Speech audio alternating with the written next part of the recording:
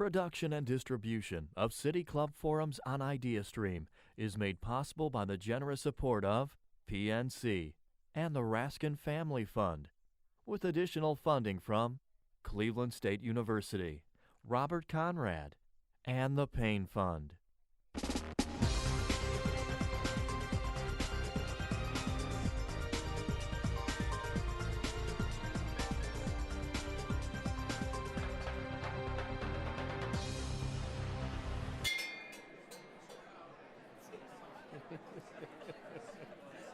Good. Hello. Hello and welcome to the City Club of Cleveland. I'm Ron Richard, President and CEO of the Cleveland Foundation. And by the way, I always wanted to hit that gong. It was number 13 on my 15 bucket list items, so I can cross that off. It's a great pleasure and honor to introduce our event today, a panel discussion exploring what kind of future we would all like to see for our beloved city of Cleveland. We're at a very interesting moment in time for our community. For decades now, leaders in our city and ordinary citizens alike have pursued strategies to revitalize downtown and many other parts of our city. Some strategies have succeeded, some haven't, and systemically, of course, we've often been stymied by factors out of our control, a global shift in manufacturing, national economic recessions, a housing crisis. But at this moment, things feel a little bit different. For starters, downtown is certainly experiencing a renaissance, as well as many other parts of our city, such as Collinwood, Greater University Circle, Tremont, Gordon Square, Ohio City, and many other parts of our city. We're finally seeing the development of the kind of far-reaching economic opportunity we've been working towards taking root. The purpose of our conversation today is to explore what future we're in the midst of creating and how to do that collectively and intentionally. This is part of an ongoing collaboration between the Cleveland Foundation and the City Club to convene dialogues around various issues in which we believe we can collectively make an impact. And you're all invited to join a subsequent chapter in these dialogues this summer, which Dan mentioned earlier. Will be at the Chautauqua Institution from August 1st through August 5th, with a week of conversation on the future of cities all over the world and the future of Cleveland. Every day at 12:30 p.m. on the grounds of the Chautauqua Institution, City Club CEO and local hero Dan Malthrop will lead us in Fred Talk conversations with Greater Cleveland's change makers, including Raymond Bobgin, Executive Artistic Director of Cleveland Public Theater, and Fred Bidwell of the Bidwell Foundation, talking with my colleague, Lillian Curry, the Cleveland Foundation's Program Director for Arts and Urban Design, about artistic cities. Joe Simperman, President of Global Cleveland, and Fred Geis with the Geis Companies, talking about welcoming cities. And Cleveland Metro Parks CEO Brian Zimmerman and Lead Co-President Lori Wagner talking about green cities. I'll also be hosting what I think will be a fascinating look at the role of interfaith collaboration in Cleveland through a dialogue with Rabbi Robert Nosanchuk of the Anshe Chesed Fairmount Temple. I hope I pronounced that correctly. And our new board chair, Reverend Dr. Stephen Rowan from Bethany Baptist Church. I knew I pronounced that correctly. And if that's not enough of a tease, we'll be bringing a preview of our Anisfield Wolf Book Awards program by featuring 2014 winner Adriana Maticha in conversation with our very own Karen Long, program manager of our Anisfield Wolf Book Awards. Learn more by visiting chqfutureofcities.com. That's all one word, chqfutureofcities. .com, or by stopping by the table out in the lobby here today. So it's really a great joy to have Chautauqua President Tom Becker here to guide our conversation. Tom became the 17th president of the Chautauqua Institution in November of 2003. He joined the institution, though, in 1985 as vice president of development. Programmatic initiatives during Tom's tenure at Chautauqua include the 5-year people-to-people exchange with the Soviet Union, and the decade-long Abrahamic initiative that promotes dialogue among Christians, Muslims, and Jews on critical topics. Tom has established partnerships with highly regarded organizations, including Colonial Williamsburg, Sesame Street, and National Geographic, and collaborations with Ken Burns, Roger Rosenblatt, and Sandra Day O'Connor. And now he can add the Cleveland Foundation and the City Club of Cleveland to that very impressive list. So ladies and gentlemen, members and friends of the City Club of Cleveland, please join me in welcoming our moderator, who will introduce the panel, the president of the Chautauqua Institution, and my friend, Tom Becker. Thank you. Thank you.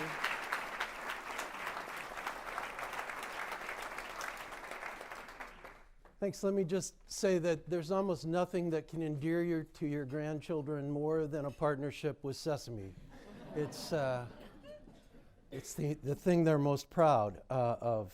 It's a real pleasure to be here and to join good citizens of Cleveland and activists and scholars in considering the future of this city. We've had a long and deep and affectionate relationship with Cleveland. Many of the leaders of our institution come here, and we're born really of many of the same instincts that caused the gathering of the City Club. The idea that we as a people, as a species, are progressive, meaning that with a certain amount of work and attention and an application of the best of our resources, we can make the world better. We can make it more just, we can make it more efficient and more effective. And the assembly of people on that beautiful lake in western New York since 1874 is built on that very proposition.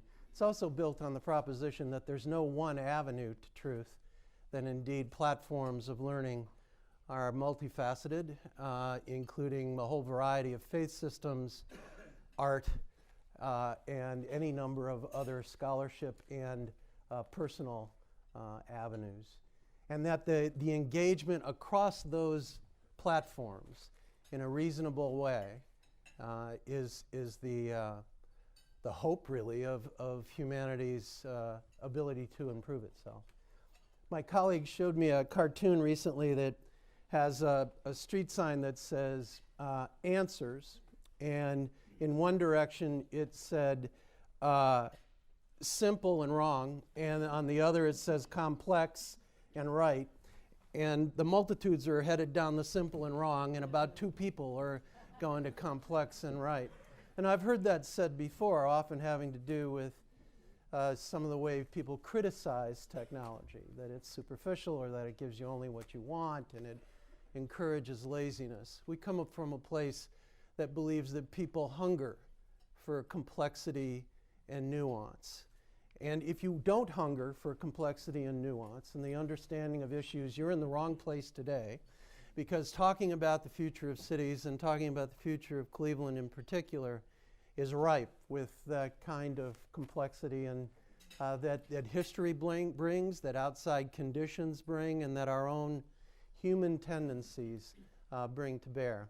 All of that said, I've taken more time than I promised my colleagues I would. We have 4 people who are deeply involved in the meaning of your city and in efforts to make it work and work better. And the way we will have them speak is to begin with Richie Piperinen. I should have Piperinen better for that.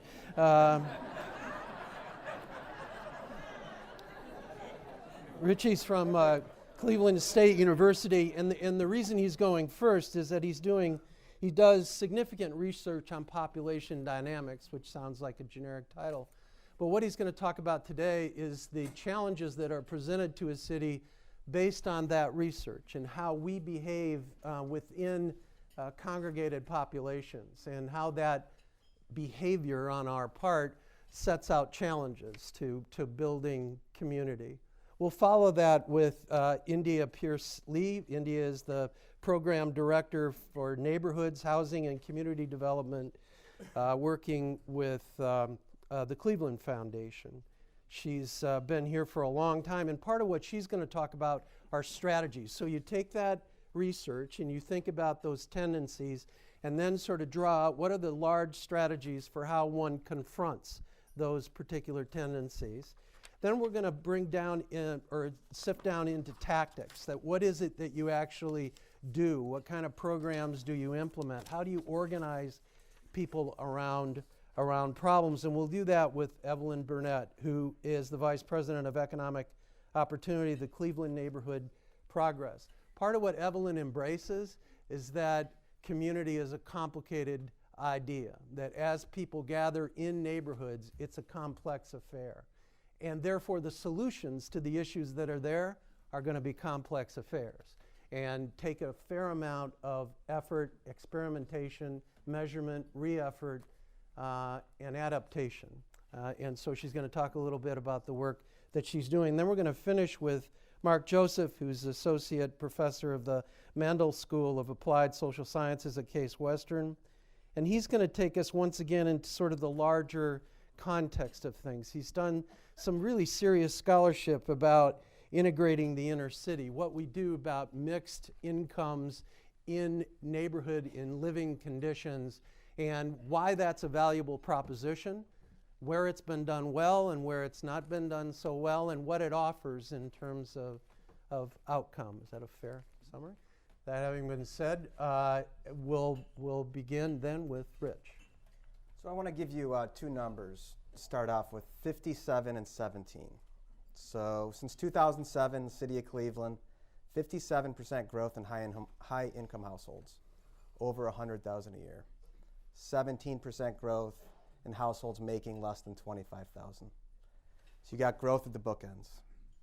In the middle, an erosion of about 25% decrease. What's going on is it's a Cleveland thing, but it's a national thing. You have people prepared for the global economy, and you have people dislocated from the global economy. And how do you progress without these bookends really creating a tension in the middle? And that's a big part of what we're going to talk about, growing Cleveland in a way that's prosperous for all. And that's not a platitude. Many cities don't do that. And if you want to know what the future of Cleveland would look like if we do nothing, I would look to Chicago. The municipal finances are not good. They doubled down on the globalization of downtown at the expense of a huge swath of the people. Chicago had the largest net out migration in America of millionaires because of the tensions. This past year was a global study just done. Because of the tensions that was created as you globalize a city without globalizing it for all. We're on the ground floor in Cleveland. We can do it correctly. The pressure of globalization hasn't gotten us to a point where we're handcuffed. And so we're going to talk about some of the programs. How do we connect people dislocated from global manufacturing into the new economy? Because unless we do that, you're going to have this proverbial tale of two cities, and it's not going to be a good story. India? Well, I think the work that Richie is doing, and as we'll hear from Dr. Joseph later, really is important. I think Cleveland's in a good place right now. There's a lot going on. There's a lot of momentum. But as we've seen before, we can get complacent in thinking everything's okay.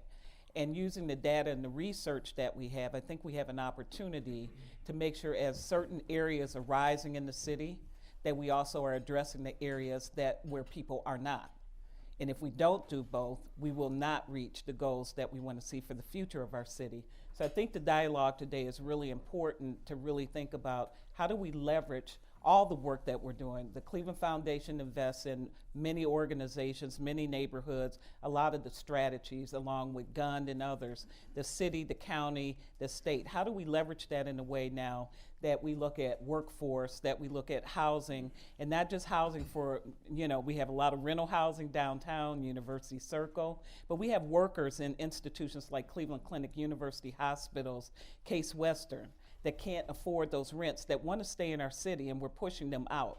And so we're trying to think of strategies to embrace working class, middle class, and then also making sure we don't leave those in our neighborhoods that have been left behind before. And as with most places, education is key, jobs is key, and I think working together that we have an inclusive agenda is important. Evelyn. I guess I would start by sharing that our prosperity is shared. I think that a lot of our strategies have really focused on folks surviving and not thriving. I think a lot of our programs and our approaches say that's okay for those people over there, nothing that I would want for myself or my own family. And I think that that's what equity and inclusion are about. You shared earlier that that our problems are complex. Ronald Heifetz argues that our problems are wickedly complex. They have no clear solutions, and we often want to work in the tactical and not at the systems level, which is where these problems occur. And so I think that the future of our city really depends on our ability to wrestle with these wickedly complex problems that make us all feel very, very uncomfortable. Nobody wants to talk about race, but it's real. Racism is real. Racism operates in the systemic, in a lot of our work. It operates in a lot of our institutions. And I think that we perpetuate some of the systemically racist policies and practices that have got us in the place that we are. And I think that we also have to recognize that we contributed to these problems together. And so we're going to have to find solutions together. Richie shared a couple numbers. The numbers that trouble me every day is in the city of Cleveland, right? Like not in other places. You're seeing 3 and 4 times the amount of poverty between black and whites, right? You're seeing 5 times, a stat that I heard recently that shocked me, black folks own businesses. Unfortunately, the value of their businesses is often 5 times less than the value of similar white businesses. Like, that's a problem. We have 14 times higher wealth, net worth in white communities and black communities. And these numbers go on and on and on. So while the data is important, right, and I think that the work that Dr. Joseph and Richie, the data and reports and research that they share with us every day, we also have to wrestle with what's very apparent. We drive through these neighborhoods every day. We see the disparities. And folks' lived experience also matters, right? So we can read all the reports, we can look at all the data, but we also have to recognize that our lived experiences are real and they're connected, and I don't think we get to the city that we all envision if we don't recognize that our prosperity is shared. Mark. So as I reflected on the future of Cleveland, there were 3 questions that came to mind for me, and one of them's been put on the table already, which is who gets to thrive in our city? And you used the word thrive. The second question would be, how do we live together in our city as it changes? And then the third, which I think I'll spend a little more time on, is how do we work together to have the future Cleveland that they want? And as I think about those 3 questions, there's a theme for me in the answer, which runs across them, which is more effective engagement. And in fact, I'll put on the table, to be provocative, more sophisticated engagement. And I think this is a nice platform to have this conversation, because that's what we're doing right here is engaging. I actually think Cleveland is positioned to push a new frontier in terms of the sophistication of engagement with which we address those 3 questions. So real quickly, on the who gets to thrive, I thought of Opportunity Corridor as an excellent example of how we as a city are trying to figure out this question of how do we not be 2 different cities. And you think about the reframing of that major project for our city that started out as something to connect 2 areas of opportunity and changed into how do we create opportunity along a whole swath of neighborhoods. I've been at arm's length from it. There's many people in the room who've been much closer to it. The question for me is, who's been engaged, when you talk about sophisticated engagement, who's been engaged in that conversation around Opportunity Corridor and how it actually turns into opportunity for the neighbors up and down it? The Cleveland opportunity is, we've got groups that have been working for years at the grassroots level. You think of the Neighborhood Leadership Institute, Neighborhood Leadership Development Program, and Neighborhood Connections, which I would put up as a national model of how you engage at the grassroots level. My question is, how have those groups been engaged in the Opportunity Corridor dialogue and planning? And maybe you'll tell me they have been, and here's the process, here's the mode, but have we been taking advantage of that leadership at all levels that's being created? So that's just one example.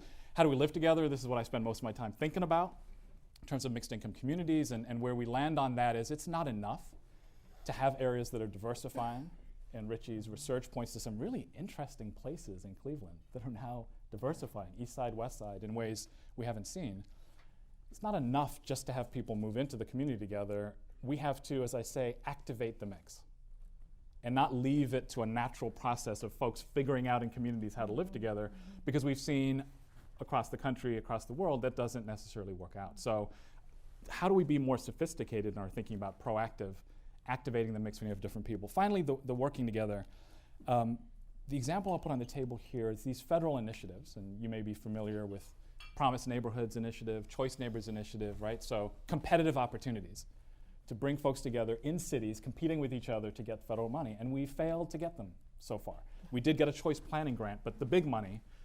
And so I think as a city we need to be asking ourselves, obviously there are many reasons and a lot of it could be politics, but what more do we need to learn about the collaborative infrastructure we're building among a variety of players to be able to position ourselves more effectively to pull off that kind of high-level organizing? And I think that might be a good initiative to dive into as well. Well, your comments just connected back to several of the things that have already been said. So, Richie, the business of how we live together, one of the things that you point out is that in interracial, for example, and even interclass communities that have in fact evolved, that is, they are mixed, they are diverse, there isn't a diversity in the lived experience, that people tend to isolate themselves within those diverse communities. Can you explain that a little bit?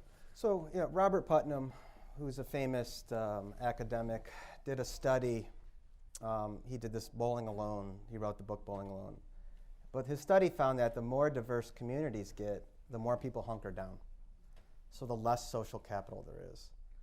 So it's not just about creating this picture of multicultural, multi-class, because, and it's really a basic instinct, to want to stick with your own. And this is a very basic instinct.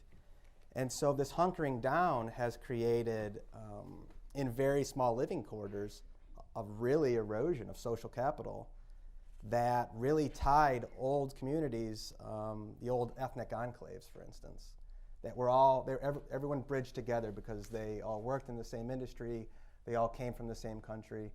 So just because there's this kind of emerging integration, it's actually much harder to get people involved. That's what the research shows. And so this conscious effort I call it a creative destruction in social capital. Right? There was a creative destruction in industry. How do we bring that idea into the community level? What do we do? How do we rewire people's brains? And especially like Cleveland, where Cleveland's a very enclave city, and you can see it. Some of the suburbs that are largely African American now, they tip over into there's a white out migration from those areas. So it's a black-white succession. So there's areas not ready for integration. How do we kind of really make an effort to bring integration into the forefront? Jump in. And what was interesting about Putnam's research, not only do people hunker down from people who are different from themselves, which you might expect, they actually hunkered down from people like them. They just hunkered in. They're in a diverse community, and the reaction was, let me just stay to myself. And so that makes it even higher challenge. I think there's a lot of intentionality that's required in this case. And here's where I think Cleveland, we talked about where we bring in the positive today. And here I think is the positive. There's other cities that we look at, that we work in, where the pace of this change is so quick that you can't get ahead of it. Right? Before you know it, you look up and a neighborhood is turned over. What we have in Cleveland at this point, and I think it's going to accelerate as we move forward, but we've got a pace of change that we can actually be planful. We can actually put into play some of whatever needs to be happening at the block level, at the city level, association level. So I think there's an opportunity to get ahead of this thing. And again, I think model for other places like us in the country about how you take kind of the next step on this frontier. Well, we talked about intentionality and bringing people together, and you mentioned Neighborhood Connections, which is a community engagement program under the foundation. We've been actually working on the ground level doing these tours. We did a east to west tour where we took people from the east side to Ohio City, Tremont, and Detroit Shoreway. And just this weekend with the snow, we brought the west to east, and bringing residents and community development corporations to the east side and having these dialogues. And you talk about that when people get together and realize that a lot of what they want are the same. A lot of the issues they face are the same. and having those conversations about how each deal with that as their neighborhoods are changing and how they embrace each other, and just continuing to have those type of dialogues is really important. And the next one's going to be East meets West, West meets East, and we'll do it in the summer so it's not snowing. But to continue those kind of dialogues where people that typically wouldn't get together can sit down and talk is a critical piece of that. It's intentional, it's small, but then how do you take that to scale? And then having these kind of conversations and these broader, and we can't be afraid. We have to be inclusive. It needs to be youth, it needs to be Black, white, Asian, Latino, it needs to be old, it needs to be young. You can't do one or the other. And I think when people realize that we all basically want the same thing. We want quality neighborhoods, we want walkable communities, we want good school and jobs. And when people have those conversations, those barriers begin to break down. Yeah, well, the conversations clearly are the beginning of the thing. I loved what you said about, if we leave things to the tactical level, then it's down in the neighborhood, it's their problem, when in fact the issues are systemic and ride over that. So how do you create that kind of relational commitment at that strategic level? How do you do that? I mean, I think for those of us that are working on tactics and approaches, we have to sort of challenge our own assumptions and our own norms about the way that we've tried to solve these problems. In many cases, we've been trying to solve the same problem for decades at least, Sure. And we're often seeing the problem getting worse. So challenging our assumptions about the way that we do business, one. I think also often we're trying to solve these systemic problems with programmatic solutions, and that doesn't work. And no shade to the foundations in the room, but we're trying to do it in a grant cycle. And we know that's not gonna work either, right? And so I think that right, we kind of have to rethink the funding formula as well, and not trying to fund a program for $1 million in 3 years and we're going to see change, because we know that's not going to work. And I think that even rethinking programmatic approaches, period, we have to spend a lot more time on policy. We have to spend a lot more time on advocacy. And I think that we also have to think about innovation, research and development in a new way. I'm proud to be a founding member of Hack Cleveland because we said we are angry, we are deeply saddened and hurt that this child was murdered in this way. But our form of protest wasn't to go picket or die in the street. That's not to say that we were not supportive of people, that was their form of protest, but for us that wasn't our form of protest. And we're looking at all of these things happening in technology. The digital economy is real, it's growing, it's fast. And so we wanted to look at that as an approach to this systemic problem. And I think that that problem is epidemic level, like all of the problems in our low-income neighborhoods at least, and I don't think that they've been called out in that way, and we really have to add some urgency to the problems that we've been trying to solve for a long time. I was told that at 1 o'clock we transition. I do that with two observations. One, regarding the perpetual character of this work, you may like to know that Richie has a tattoo of Sisyphus with the Cleveland skyline in the background. So he's living with the reality that this is forever pushing the rock up the hill. The other is that Evelyn's mother is here today, and her dad. Hi, guys.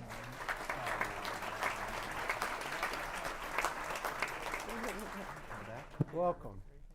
We did start a little late, Tom, so I was willing to give you another 5 Oh, minutes. I'm sorry. You gave me a rule. I stick to the rules. But that's all right. It's all right. I'm Dan Malthrop. I'm the Chief Executive here at the City Club, and today we are enjoying a panel conversation presented in partnership with the Cleveland Foundation. The topic is the future of Cleveland.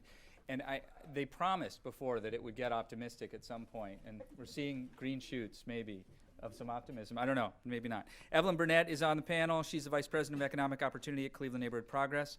Next to her is Dr. Mark Joseph, who, in addition to his positions at the Mandel School of Applied Social Sciences at Case Western Reserve University, is also the author of the recently released Integrating the Inner City, The Promise and Perils of Mixed Income Public Housing Transformation, available at bookstores everywhere.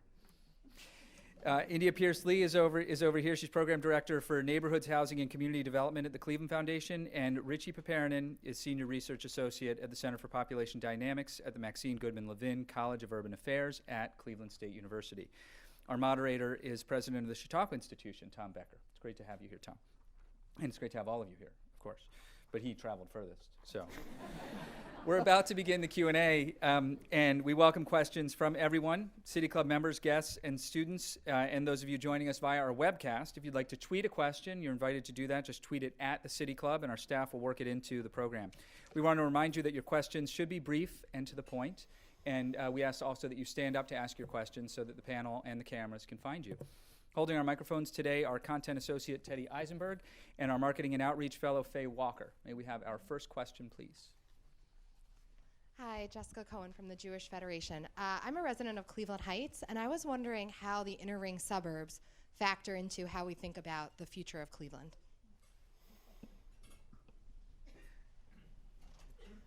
I mean, for me, it's really hard to separate Cleveland Heights, Shaker Heights, Lakewood from Cleveland. I mean, they're really, one entity.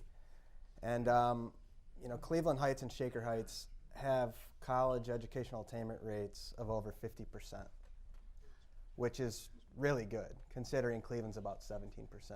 So you still have a lot of the concentration of very high-skilled people in these really inner-ring suburbs that are globalized, right? So Shaker and Cleveland Heights are largely bedroom communities for the anchor institutions. For me, it's about building this, not only keeping the inner-ring suburb as a base of globalization, but how do we incur more growth in the core? And there's synergies in between. Some of the tactics, do you want to discuss?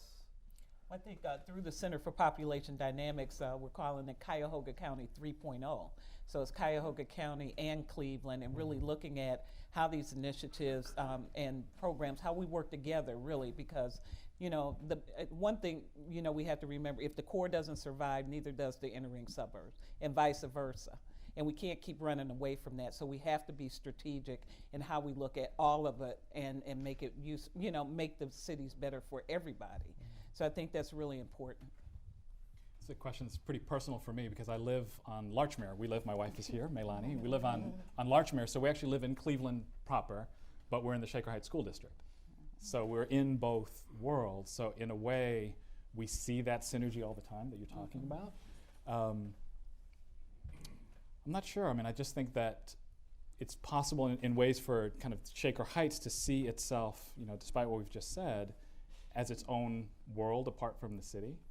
And so those of us like me who actually our foothold is in the city need to continue to keep that mantra going, that in fact the Shaker Heights and the inner suburbs are really only going to thrive the more connected they are to the city. The other challenge in Shaker Heights, of course, for those of you who are more familiar with the city in terms of the schools, is they're dealing with a lot of turnover in their schools. And so really the teachers who are in their classrooms are Cleveland city children, right, who've either been in Cleveland schools the year before. So thinking that they can just solve the issue, for example, of education in a Shaker Heights way is very, very clearly not the case in Shaker Heights, and I imagine in some of the other inner ring suburbs as well. Thank you to all our panelists. I was really intrigued by Evelyn Burnett's comment on the need to move past programmatic solutions to the problems, and I was wondering what specific policies and advocacy initiatives you would recommend to move forward. Thank you. I was hoping to ask that question. It's sort of a question of where do you begin. One of the programs that we're pretty proud of is called the Community Financial Centers. And it's nothing really that different about that program, but our approach to providing a service to people, a high quality service to people, regardless of their ability to pay for that service.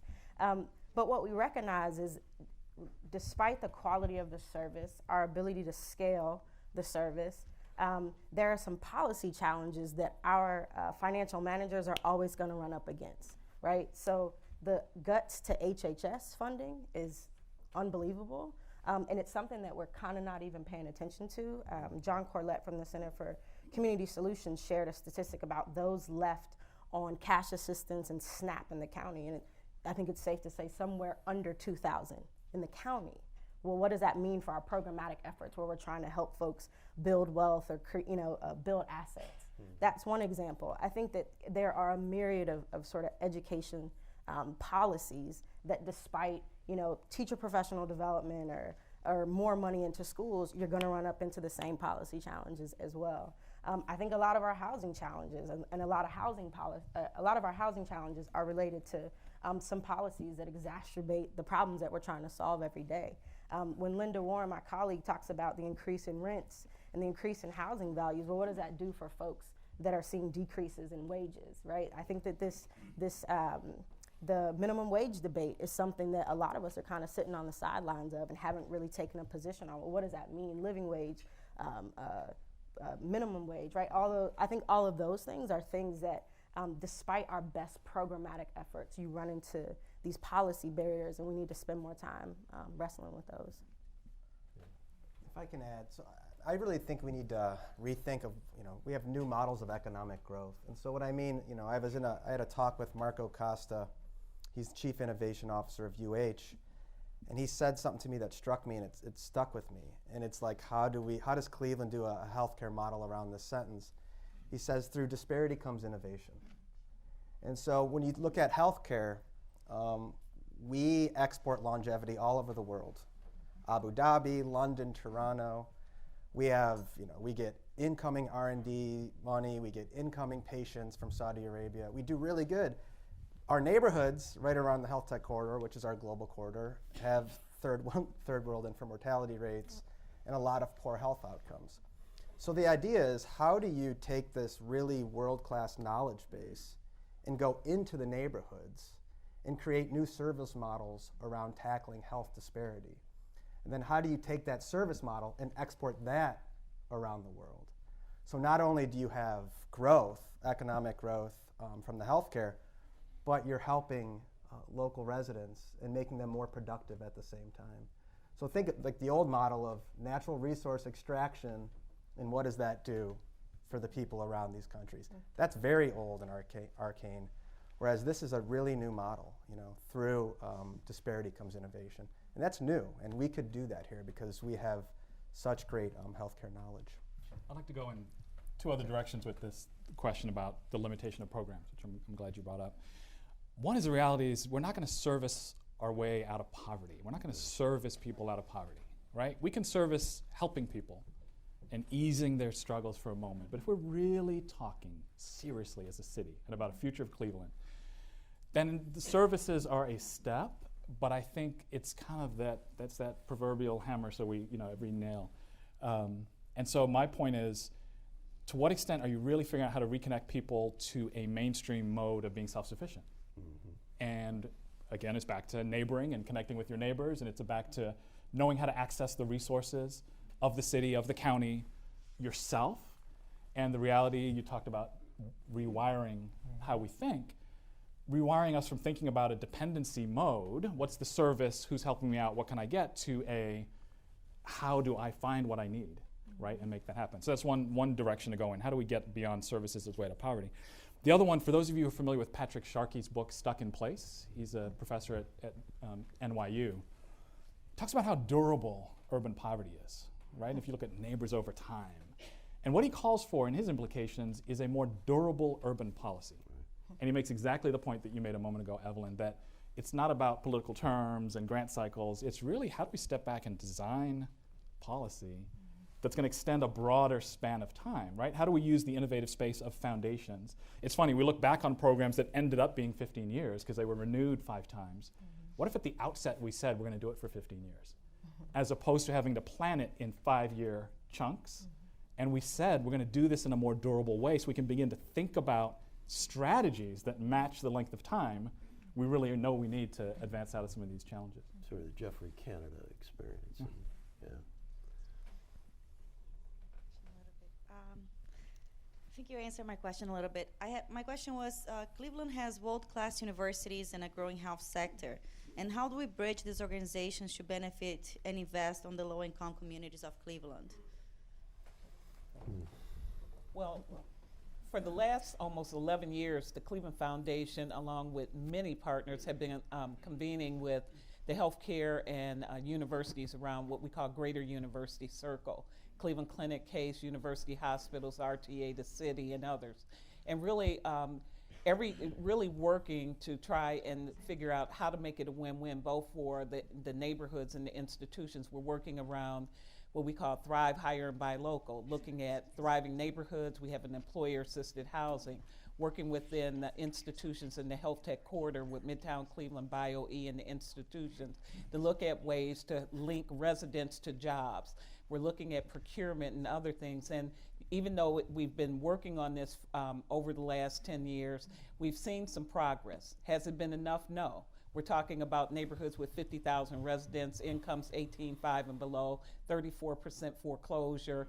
And so it's a big job. But the one great thing, and we talk about the future of Cleveland and we talk about positive, I cannot say enough how grateful we've been to have this collaboration and partnership. Our anchor institutions, the City of Cleveland, RTA, our nonprofit organizations are on the ground every day working together to try and figure out collectively how to solve it.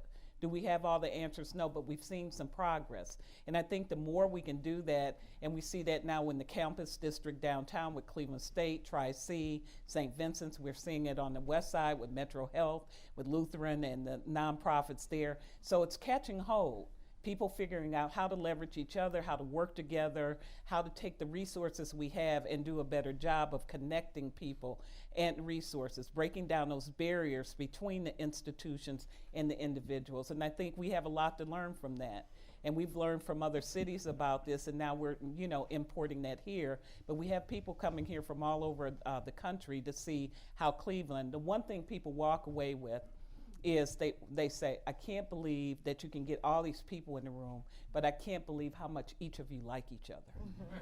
and that's true. We're friends, we're partners, but people truly care about what's going on. They still have their day-to-day, what they have to do, healthcare, education, the neighborhoods have to do that, but we're finding ways to have that intentional dialogue and work together.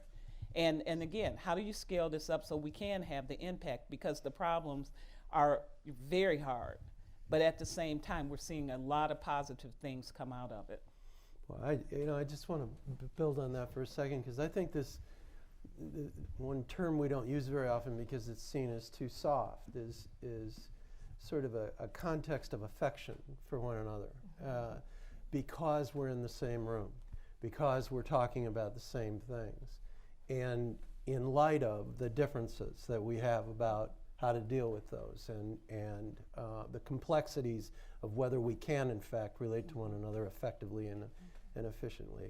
But I think that underlying idea of entering into an area that is fraught with really sort of an argumentative nature, and do so in the context of affection, is the first step, it seems to me, to have the kind of sophisticated conversation that Mark was talking about. Because what undermines almost every solution I've ever seen about housing, for example, is racism. Essentially, it's what race comes into play and everything breaks apart. It affects the politics around it, it affects the economics, it affects the sense of hope, and it's a cancer, in the same way that what's going on in the inner city and education is cancerous. And I don't know, it seems to me that if we can get the kind of atmosphere that you just described for Cleveland, you've got the hope of dealing with really hard issues that are fundamental to being able to use solutions that we know are in fact solutions, if they can be brought to bear in the right sort of ways. I'm sorry, you were going to say. I was actually, and I'm glad you went there. I was going to say I was going to get edgy, but you just got edgy, so this is good. So I'm going to build off your edginess, because I think affection is exactly right. I think if we're really going to stick with this work together for a long time, you need affection, you need joy, you need love. It can't be just depressing all the time, even though we're dealing with very, very depressing things. But I think we are figuring out how to work together, still seeing ourselves within certain categories. I don't know if we yet have the affection for each other as just human beings in this quest together. You started out talking about us as a species. But very often we've got these categories within which we're seeing each other. Mm-hmm. And so there again comes a question for Cleveland, because no one's figured this out. But what's the kind of engagement that allows us to cut past some of that? Mm-hmm. And one of the things I was thinking about was do we need more time? Many of the times when we engage with each other, we're in certain positions, right? So every time I've been referred to today, it's been Dr. Joseph, right? So I'm the professor in the room. But where's the engagement time where it's just Mark, who loves Cleveland, and this other person who loves Cleveland? And might we figure out something about each other that helps us transcend some of these realities of assumptions around race or class or religion or what it might be? So do we have a need for more space like that, non-positional space, where we can learn that different kind of affection? I'm not sure we have that level at this point. And I do agree with you, it's critical. I think it starts with each one of us. It starts at the individual level in order to get to the systems level.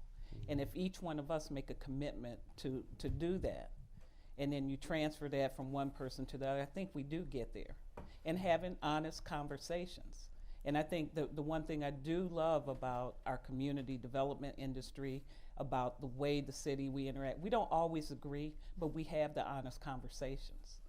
And I think, and that's it, being transparent and being honest is gonna get there. And again, it's about learning from each other. And like you said, we have to get to know each other. And I can't tell you, Richie and I sit in a lot of rooms. We sit down and we don't always agree. The research says one thing, I said, but you gotta get on the ground. That's when you get on the ground, when you're out on the street, when you're meeting with the people you're dealing with, that's where all the research, all the numbers is fine. But you gotta talk at the human element, and that's where it starts. Panel, I just want to thank you all for inspiring us and getting our synapses firing. I grew up with lots of talk about regionalism, and I'm just wondering, has that concept and has that faded away? And as a practical matter, as you talk about strengthening the core city and connecting communities, how does annexation fit in possibly to that? And specifically, how does East Cleveland annexation fit in to Cleveland? Thank you. Sorry to be edgy. Everybody wants to deal with that. Rich, you want to dive in? When we discuss regionalism, I'll start there, and then someone could take up East Cleveland. When we discuss regionalism, it's about shared resources. It's about stopping the sprawl. For me, though, how I see it is, it's a little bit Eastern. You never want to stop where people are moving to. You want to find out where the trends are of infill and grow those microtrends into bigger trends, right? New York City sprawls, Chicago sprawls, LA sprawls, and they sprawl in ways, but they always have people coming in. There's always a circulation. And so what is that circulation into the city? There's some new numbers I looked at today. The median age of Cleveland, people think the city of Cleveland is old. It went down from about 36 in 2006 to 34 in 2014. The percentage of 25 to 29-year-olds in the city went from about 5.5% in 2006 up to 7.5% today. The national is 6.8. So you see this, what we call the fifth migration. We did a study with the Cleveland Foundation. There is this kind of, this growth, this infill. And so regionalism is always about stopping the out-migration, right? How do you grow the in-migration? How do you get investment back in? And it's happening, and it's not gonna stop. What's going on in Cleveland is big, and it's global, and it's gonna keep going. The question is, how do you do it correctly? And so that's a big thing. We need to switch in the community from managing decline to preparing for growth. That's how I see it. Because if you manage decline, you're just going to get decline. East Cleveland? I'll jump in on that. So I think East Cleveland is a perfect example of this challenge and opportunity of more sophisticated engagement. And at Case Western, for me, it's been eye-opening. So my colleague, Mark Chupp, who many in the room would know, has led an East Cleveland partnership that he formed about 7-8 years ago to really counter what was the prevailing narrative at the university, which is don't go that way, don't cross this boundary. And I think for many of us, that's the prevailing narrative with East Cleveland, has been, don't know what's going on over there, don't want to reach out. I think it's been major that East Cleveland's been a part of the University Circle, Greater University Circle initiative, which is an important mode of embracing them as a part of our broader challenge. I think, I mean, at this point, it's now that the mayor is behind the notion of exploring the annexation question or the whatever merger question or whatever it might be, it's a question of when, not if, at this point. It's just we don't see how East Cleveland is sustainable as a city on its own. So if it's going to be a when, then how do we get in front of it, right? I think we're still at a point of hoping East Cleveland works out and figures it out. So the question for Cleveland Heights, if that's going to end up with part of East Cleveland, and City of Cleveland, if that's going to have part of it, how do we get a bit more proactive? And I think to your point, Richie, planning around not managing the problem, but building on the thriving part. And some of it's happening already at the edge of Case Western East Cleveland, where you're seeing the investments happening. So it's an opportunity, and that's going to happen both at a kind of systems and policy and institutions level, but also back to the human level, right? And what's that human commitment? When you talk about where's our Cleveland Heights friend? Yes. So how do you feel about part of East Cleveland, right, becoming part of Cleveland Heights, if it were to go in that direction? What's the on-the-ground, neighbor-to-neighbor work? And do we just have that happen in a reactive way? Or is there a way we can begin getting ahead of that now? The other thing that was, and I'll stop in a second, but one of the things we did is we did surveys at the university in East Cleveland to ask people about their relationships with each other. It was amazing how many lines of connection there already are. You'd be surprised about how many people in East Cleveland have a relationship at Case, worked at Case, know somebody at Case, and vice versa. But we don't hear about that, right? What we hear about is the divide in the walls. The fact is there are these building blocks right now. There are probably people who have a Cleveland Heights, East Cleveland relationship right now. Are we identifying that and building on it, or are we just waiting for the moment when we then have to react to the new reality? The other thing about regionalism writ large, Bill Kern is in the room, is the undeniable truth that the environment tells you about that, and that we're all connected. And if we don't think in regional terms, we're going to make mistakes. The wisdom of going to a county exec is to write the picture in the right proportionality, and none of that has to diminish the intensity of the work that needs to be done to lift Cleveland and its resources. Good afternoon. Thank you for sharing with us today. We definitely appreciate your insights and wisdom. My question is about the divide of Cleveland. I think that I call myself a Cleveland cheerleader. I think a lot of people in this room would call themselves the same. But there are a lot of non-Cleveland cheerleaders who live in Northeast Ohio. People who live in places that we won't name, who sit on Cleveland.com and disparage the character of African Americans, Latinos, gays on a daily basis. And so how do we change the dialogue so that it's real, so that it reflects both the cheerleading, right, the great things that are going on in the city, but also the challenges that go on in the city in a real way where everyone can relate. So I'm not looking at someone who's black on the east side and saying I'm not that person, but I can relate to the person that's in Rocky River or Westlake, and we're all one community. I mean, I can try to take that. That divide is real. You know, I really try hard not to read comments, but I made the mistake right before I came when I was like reading again about this unbelievable, to say the least, infant mortality challenge, which is personal for me, right? I'm an African American woman. So when you read a report that says like, y'all have a hard time like carrying a term, that's not just some research, right? And when I know people for whom that's happened, it's very personal. And so when you read comments that say like, well, could it be because, you know, you're poor or you smoke, and those are the nice comments, right? Like those aren't the mean comments. You know, you're just reminded daily in our own work where we get this question, is it race? No, it's not race, it's class, right? Like all of these things. And it often just feels ridiculous, right? Because it is race and it has been essentially for our history here.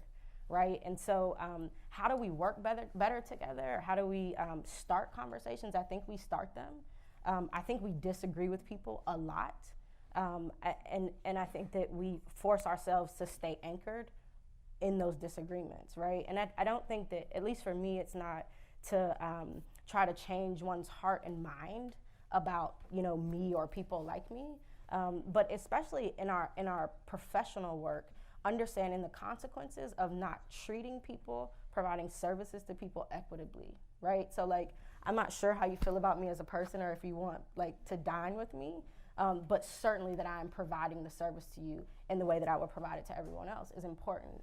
So I think, yeah, like we have these conversations, but I think that there's also a part of me that wishes that we could push past conversations and again, really start to understand our prosperity being shared, and that NIMBY is real, but that you are going to see these problems in Rocky River and wherever, I don't know the suburbs that well, sorry, but in your backyard if we don't come together and work on these solutions, and it's not just those people over there's problems. And I think that we have more cheerleaders for Cleveland in this county than there are those negative people, and I say ignore them. I say stand up for Cleveland, stand up for this county, and everybody that's invested in it, do what we have to do to make Cleveland bright, because either they get on the road or they get off the road and we ignore them. To bring this full circle, the best cheerleaders are the newcomers to Cleveland. Yeah. Right? And it's interesting to me, and I was a newcomer just 10 years ago, no longer, from Chicago, wanted to be here, haven't looked back in a second, and there are folks who would say, I'm so sorry you left Chicago, right? It's like, no, this is a fabulous city. I don't know where else I'd want to raise my kids. We've got newcomers, and this is what your research shows, coming in. How do we turn those, really use those as that energy and make sure they're cheerleaders as well? Because they can tell a story why they picked this city as opposed to many other options. I think we're doing a better job too. We finally learned how to embrace that talent, and how do we keep the talent here. 10 years ago, we weren't embracing that kind of talent, and we were sending people out. And so I'm happy to see that with the millennials, with the new people coming in. We've even witnessed this with the employer-assisted housing program that we have with the anchors, that we have, 82% are coming from outside of Greater University Circle. We have people from 25 states, 27 cities, and 6 international relocations, over 518 new residents in the 6 neighborhoods around University Circle. And a lot of them are coming in because they want to be here. So how do we grow that? How do we take what we've learned there and use it in other places to attract even more people, but give them opportunities to live in these communities and embrace it in a different way? Got to leave it there. But I want to thank Tom Becker, our moderator, Evelyn Burnett, Dr. Mark Joseph, Richie Paparinen, India Pearsley. Thank you all so much. It's great.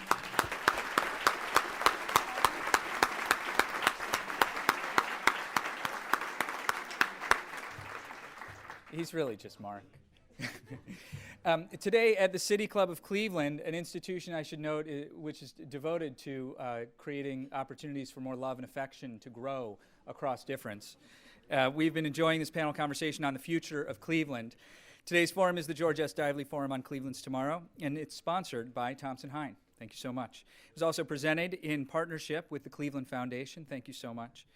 And I want to remind you, too, that the Cleveland Foundation joins the City Club and the Chautauqua Institution to present a week on future cities. That's the first week in August. We hope to see you there on the shores of Lake Chautauqua.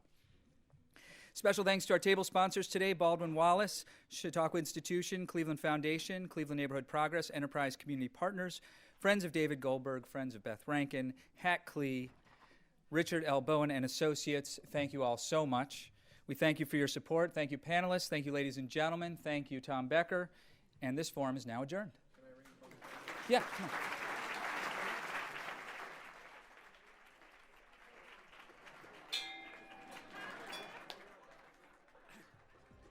For information on upcoming speakers or for podcasts of the City Club, go to cityclub.org.